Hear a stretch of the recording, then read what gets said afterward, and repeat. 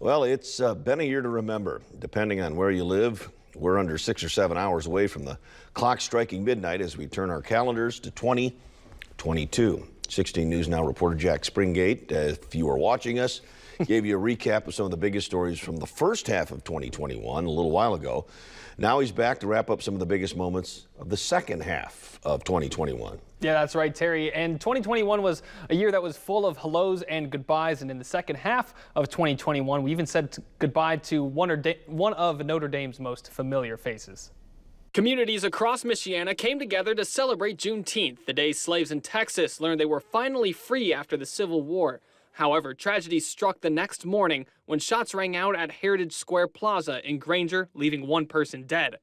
Michiana welcomed back county fairs all across the region. 16 News Now was live at the St. Joseph County 4-H Fair as well as in Elkhart County. The Krasl Art Fair brought back one of the biggest collections of artists you can find at one time in Michiana. The Olympics also returned after being canceled in 2020. Michiana sent 2 athletes to the games, BMX rider Hannah Roberts from Buchanan and wrestler Sarah Hildebrand, who graduated from Penn High School.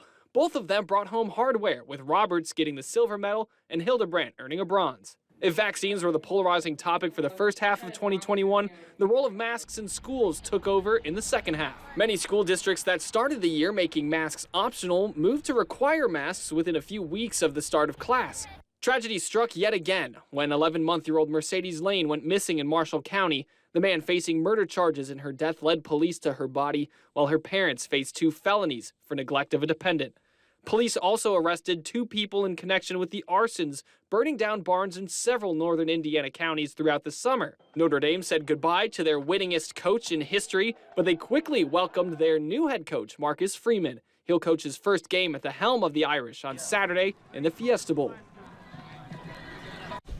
And we also had to say goodbye to some familiar faces here at 16 News Now. Mike Hoffman hung up the thermometer and to retire, and Josh Short took his talents to Denver. But we also welcomed Christine Karsten back to the 16 News Now morning desk. Yes, and let's just hope everybody sticks around for this year. The hellos are a lot more enjoyable than the goodbyes. No retirements that we know of. Let's keep it that way.